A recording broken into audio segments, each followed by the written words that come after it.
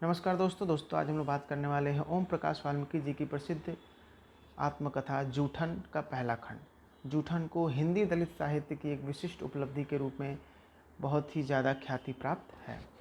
जैसा कि आप लोग जानते हैं, ओम प्रकाश वाल्मीकि जी का जन्म मुजफ्फरनगर उत्तर प्रदेश में हुआ था 30 जून 1950 में।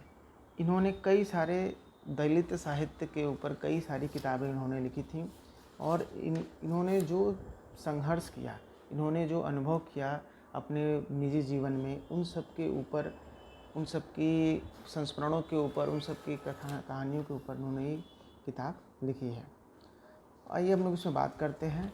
आप जैसे कि पहले पृष्ठ में ही अगर आप देखते हैं किताब को खोलते हुए, जिसमें लेखक की ओर से, तो इसमें ये बताते हैं, दलित जीवन की पीड़ाएं असहनीय और अनुभव दग्ध है। ऐसा अनुभव जो साहित्यिक अभिव्यक्तियों में स्थान नहीं पा सके। एक ऐसी समाज व्यवस्था में हमने सांस ली जो बेहद क्रूर अमानवीय है, दलितों के प्रति असंवेदनशील है। तो ये जो स्टार्ट जब होता है आत्मकथा, शुरुआत के ही पैराग्राफ में आपको देखने को मिलेगा कि मतलब उनका लिखने का शैली ही एक विशिष्ट शैली में आ जाता है। जैसे आप लोग जब प्रेमचंद को पढ़ते हैं, जनेंद्र कुमार को पढ़ते हैं, भगवती चरण वर्मा को पढ़ते हैं या फिर यशपाल को पढ़ते हैं, तो उनकी कहानियों में, उनके उपन्यासों में जो शुरुआत में ही जो हमें देखने को मिलता है, जिसको हम कह सकते हैं कि एक दुख, एक पीड़ा, एक कष्ट जो देखने को मिलता है, वो चीज़ें हमें इस आत्मकथा में मिलेंगी।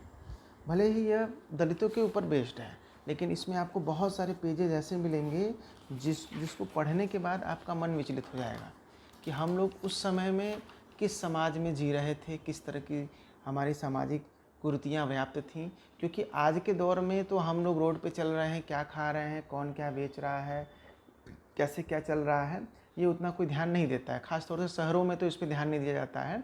जाति प्रथा आज भी है, लेकिन गांव में इसकी ज़्यादा झलक देखने को मिलती है। हालांकि समाज अब बहुत आगे बढ़ चुका है और हम लोग ऐसी बहुत सारी चीज़ों को पीछे छोड़ चुके हैं, लेकिन पहले, आज से 50 साल पहले, 30 साल पहले ये चीज़ें हमें स्पष्ट रूप से देखने को मिलती थी।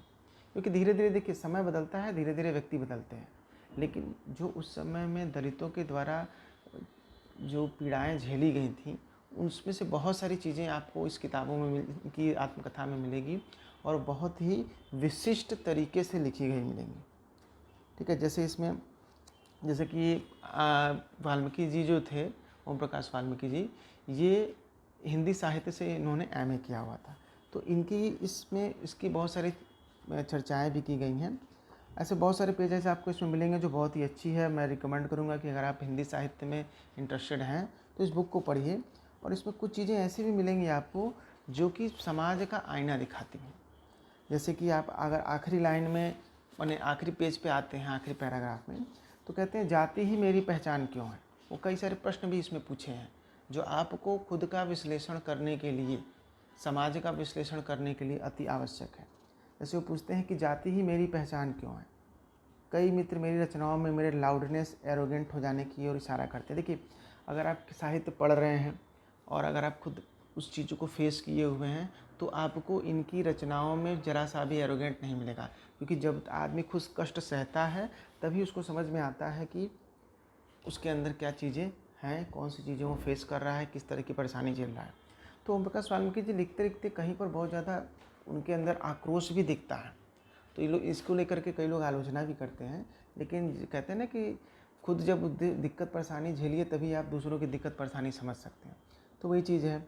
और आज के समय में आधुनिकता में लोग हैं, तो बहुत सारी चीज़ें हैं जिनके बारे में लोग अनभिज्ञ हैं। ख़ासतौर से आज की जो युवा पीढ़ी है, फेसबुक और दुनिया भर की चीज़ें चला रही हैं, आधा अधूरा ज्ञान लिए हुए हैं लोग, किताबों से लोग दूर होते जा रहे हैं।